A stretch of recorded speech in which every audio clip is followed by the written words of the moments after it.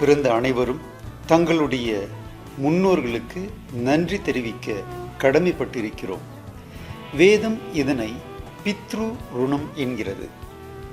ஒவ்வொருவரும் பெற்றோர் உயிருடன் இருக்கும் போதும் அவர்கள் இறந்த பின்பும் அவர்களுக்கு செய்ய வேண்டிய கடமைகளை தொடர்ந்து செய்ய வேண்டும்.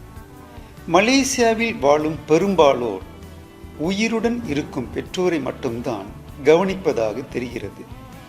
இறந்த பின்பு அவர்களுக்கு செய்ய வேண்டிய கடமைகள் என்ன என்று பெரும்பாலோருக்கு தெரியவில்லை.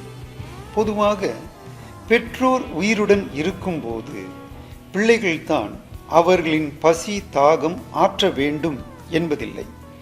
அவர்கள் தானாகவே தன்னை காப்பாற்றிக் கொள்வார்கள் அல்லது மற்ற உறவினர்கள், நண்பர்கள் முதலியவர்களாலும் காப்பாற்றப்பட்டு விடுவார்கள். பெற்றோர் இறந்த பிறகு அவர்களுக்கு தானாகவே தங்களுடைய பசி தாகத்தை போக்கிக் கொள்ள இயலாது. அவர்களுடைய பிள்ளைகள்தான் முறையாக சிரார்த்தம் தர்ப்பணம் செய்து உணவளித்து பசி தாகத்தை போக்க முடியும். வேறு ஒருவர் சிரார்த்தம் தர்ப்பணம் செய்ய சாஸ்திரம் அனுமதிக்கவில்லை.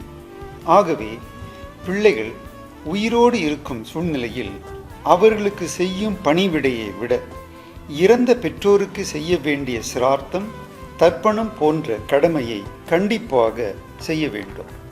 இதனைத்தான் திருவள்ளுவரும் தென்புலத்தார் தெய்வம் விருந்தொக்கள் தான் என்றாங்கு ஐம்புலத்தார் ஓம்பல் தலை என்கிறார்.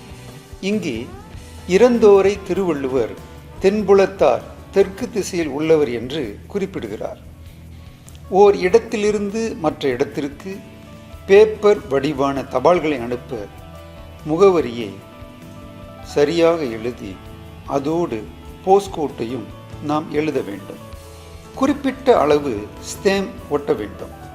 தபாலை சரியான பெட்டியில் போட வேண்டும் போன்ற நிறைய கட்டுப்பாடுகள் உள்ளன. அதே மாதிரியே சுமார் 84 லட்சம் யோசனைக்கு அப்பால் வசிக்கும் நமது இறந்தோருக்கும் இப்பூமியிலிருந்து முறையாக மந்திரம் சொல்லி செய்யப்படும் சிரார்த்தம், தர்ப்பணம் முதலியவை இறந்தோருக்கு சென்றடைய சாஸ்திரத்தில் சில விதிமுறைகள் உள்ளன. நமது முன்னோர்கள் கடைபிடித்த அந்த சிரார்த்த தர்ப்பண விதிமுறைகளை நாமும் தெரிந்து கொண்டு அதனை கடைபிடிக்க வேண்டும்.